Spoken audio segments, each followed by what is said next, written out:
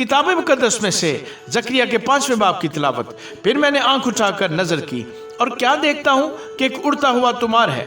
उसने मुझसे पूछा, तू क्या देखता है? मैंने जवाब दिया, एक उड़ता हुआ तुमार देखता हूँ जिसकी लंबाई 20 हाथ और चौड़ाई 10 हाथ है। फिर उसने मुझसे कहा, ये वो लानत है जो तमाम मुल्क पर नाज़िल होने को है, और इसके मुताबिक हर एक चोर और झूठी कसम खाने वाला यहाँ से काट डाला जाएगा। रब्बुल अफ़वाज फरमाता है, मैं उसे भेजता हूँ और वो चोर के घर में और उसके घर में जो मेरे नाम की झूठी कसम खाता है घुसेगा और उसके घर में रहेगा और उसे उसकी लकड़ी और पत्थर समेत बर्बाद करेगा।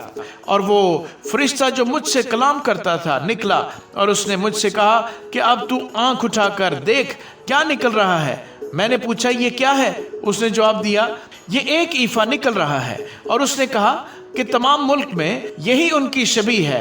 और शीशे का एक गोल सरपोश उठाया गया और एक औरत ईफा में बैठी नजर आई और उसने कहा कि ये शरारत है, और उसने उसको ईफा में नीचे दबाकर शीशे के उस सरपोश को ईफा के मुंह पर रख दिया।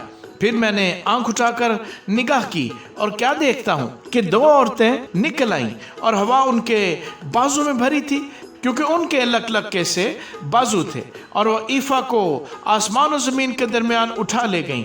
तब मैंने उस फरिश्ते से जो मुझसे कलाम करता था पूछा कि ये ईफा को कहाँ लिए जाती हैं? उसने मुझे जवाब दिया, सुनार के मुल्क को, ताकि इसके लिए घर बनाए, और जब वो तैयार हो तो ये अपनी जगह में रखी जाए।